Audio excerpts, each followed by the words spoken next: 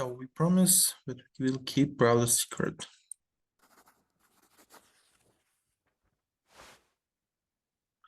What are you doing here at this late hour, Michael? Is there something you wish to tell me? You can test to Stefan that you saw him today in El Velasco garden with the Count's daughter. This affair puts both families' honor at risk.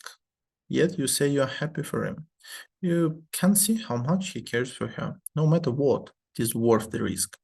Stefan can trust you with this secret, you assure him. The two of you will keep it together. Stefan reacts to you with anger at first, but your supportive words calm him down. You've got all the makings of the professional spy, but you're right. The risk is too great. Your aid will not go amiss. You're no nobleman yet, but I hope your word is worth my trust. From that day on, you help Stefan and Maria avoid detention on many occasions. You even have to distract El Velasco's menservants and lead them away on a wild goose chase through the district. In the end, you are never caught, and you earn your brother yet another night with his beloved. They are both aware that the days of their hidden love are numbered.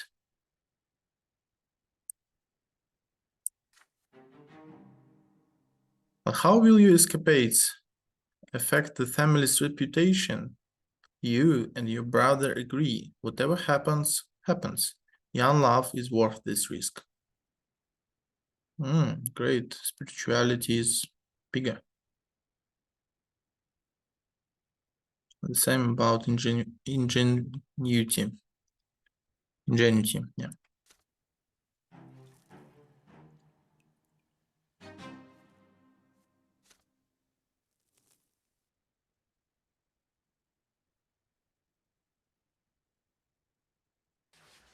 Trial of the Assailants. Before long, the entire city hears how a gang of low-born thugs assaulted Stefan Brante. Grandfather ensures that the brash young men are found. Some of them are taken into custody as soon as Lesser Death releases them. Grandfather seeks vengeance on those who hurt his favorite grandson. Prefect Elborne, a friend of your family, promises to personally oversee the trial and ensure this justice is served. Stefan and Grandfather decide to stay in Anizotti until the trial ends. Grandfather demands true death for every single assailant. You ask Father to explain something. How can a legal court sentence criminals to true death? How can worldly judgment overrule the twins' law? Your words are true, my son. Their law is second to none. Yet the twin gods also made the empire and all its ways. The court of law exists to execute the laws of heaven here in the world.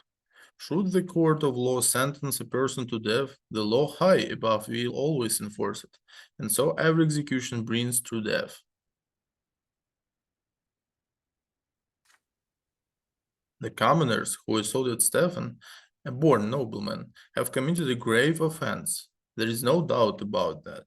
And yet, according to the emperor's decree, even commoners have the right to defend themselves when they are about to face true death. This means that all of us will have to appear at the trial and testify before the court. Evening comes. Gloria visits your room. She looks crestfallen and her fingers keep reaching for her long hair. You put away your school books and ask what is bothering her. The trial is tomorrow. I thought I was going to appear there too, as an eyewitness. After all, this whole mess started because of me. But Sir Robert isn't even going to mention that I was there. Can you imagine? He says it would ruin the case. Why am I always in the way? Nobody ever mentions me. Nobody has to listen to me. It's like I don't even exist. And I thought Stefan standing up for me finally meant something. Maybe I will become part of the family. But no, everything's back to usual now. Gloria tries her best to hold back the tears. You do your best to comfort her. Father just needs to keep the family out of the trouble. If Sir Robert believes that I only bring trouble, why did he took me into the house at all? Gloria runs away. You return to your books, but you can't help but get lost in thought. What if they told the court you weren't there either? How would you feel then? There is a knock at the door. It is father. He closes the door behind him and sits next to you. There is an exhausted look about him. Son, you will be testifying before the court tomorrow. Please remember what I'm about to tell you.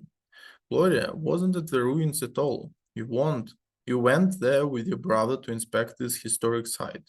The low-born man insulted Stefan first and then attacked him. Stefan had managed to deal with the assailants on his own by the time the guards intervened. Gloria will cast suspicion on the case. If you mention her very existence to the court, the reputation of the family will suffer.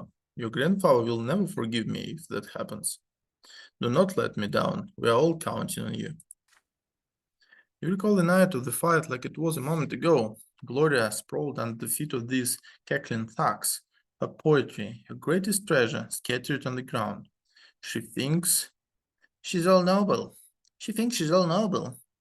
Those were the words they spat down at her. But doesn't grandfather mean the same thing when he denies that she is a part of the family? But if you do what father tells you, the trial will end quickly.